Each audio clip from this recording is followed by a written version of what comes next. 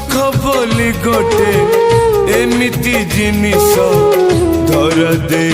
खसी जाए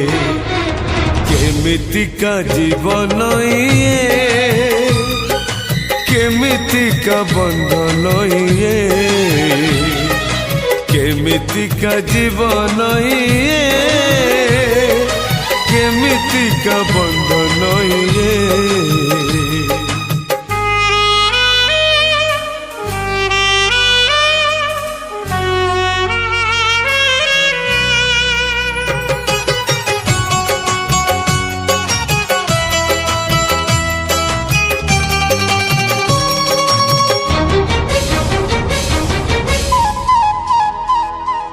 भाग्यर विधाता